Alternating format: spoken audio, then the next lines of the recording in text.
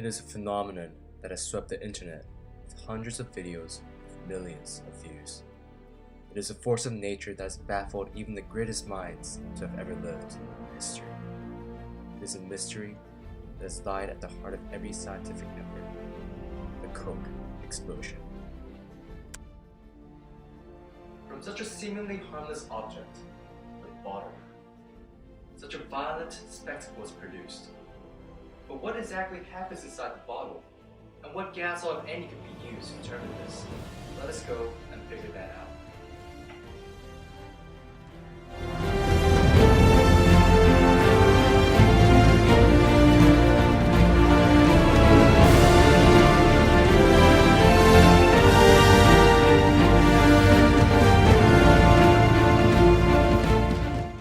So, Dr. Masahiro, could you please offer your insight regarding the chemical reactions that occur during the experiment?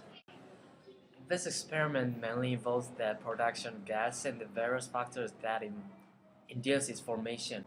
Since Coke is acidic and is a form of carbonated water, it holds an abundant amount of carbon dioxide which has been forcibly dissolved into the substance under pressure.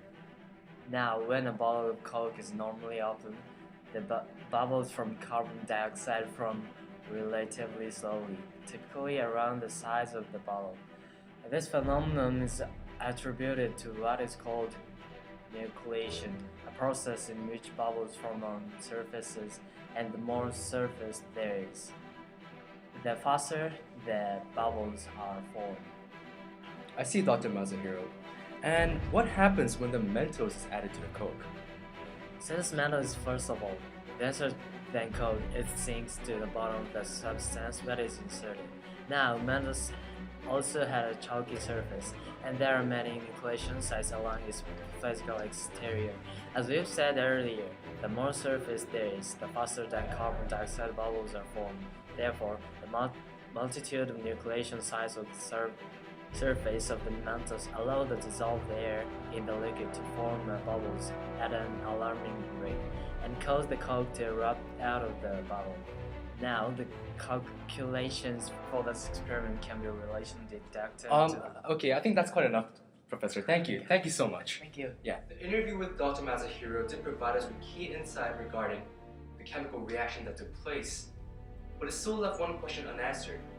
How was the gas maintained in the liquid in the first place?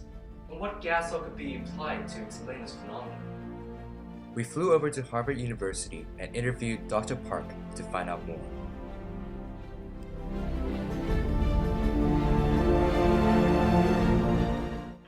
The Henry's law, which is a form of equilibrium law that was developed by my old friend Henry, can be applied to this experiment. In mathematical terms, it could be expressed as P equals KH times C, in which P stands for the partial pressure of the solute in the gas, C stands for the concentration of the solute, and KH is constant with dimensions of pressure divided by concentration. This basically states that gases become more soluble at higher pressure.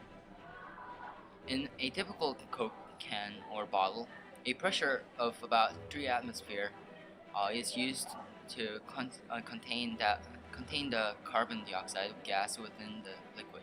But when the cap is removed, the pressure drops rapidly to about 1 atmosphere.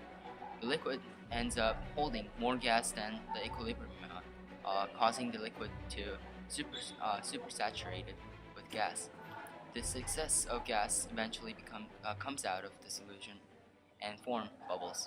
So in conclusion, we've heard from Mr. Park about Henry's law, which explains why the Coke was supersaturated with carbon dioxide.